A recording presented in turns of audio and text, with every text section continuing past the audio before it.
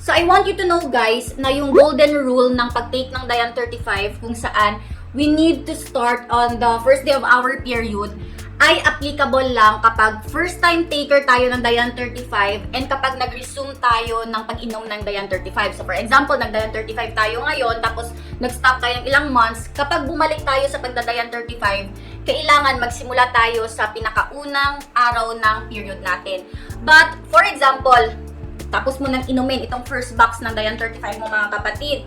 Kapag mag-proceed ka sa pangalawang box, kailangan mag 7 days break ka. Sa 7 days break na to, hindi mo kailangan mag-take ng Dayan 35 kasi yan yung nakalagay sa instruction. Tapos within this 7 days break, expect mo to sa mga araw na to, within 7 days, yung period mo. Tapos pagka 8th day, dyan ka na ulit mag-resume.